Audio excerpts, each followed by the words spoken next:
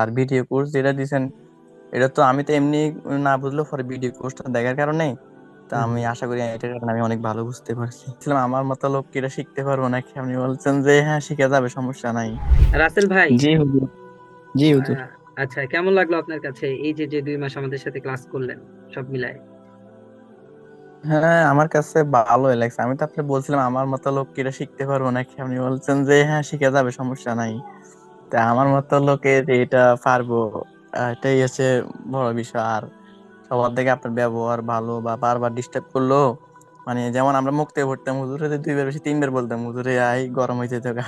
তো এদিক দিয়ে আচ্ছা, ভালো লাগছে, ব্যবহার খুব ভালো লাগছে, মানে বারবার দেখে দিচ্ছেন, এদিক দিয়ে খুব ভালো লাগছে। আর ভিডিও কোর্স যেটা দিছেন, এটা তো আমি তো এমনি না বুঝলেও পরে ভিডিও কোর্সটা দেখার কারণে তা হুম, আমি হুম। আশা করি এটার কারণে আমি অনেক ভালো বুঝতে পারছি। আচ্ছা, আচ্ছা, আচ্ছা। তো আপনি তো একদম শুরু থেকেই আমাদের সাথে শুরু করেছেন, তাই না? এর আগে মনে হয় তো আপনি কখনো কোরআন শরীফ পড়েন নাই, আমার যেটা মনে হয়। তো হ্যাঁ, না না, আহ আমি কখনো পড়েছেন? করিনি। আমি এমনি আলিফ বা তা ছোটবেলায় পড়ছিলাম শুধু, ঠিক আছে এরকম। আচ্ছা, আচ্ছা। এখন কতদূর তারপরে নিজেকে ইমপ্রুভমেন্ট করতে পেরেছেন এখন?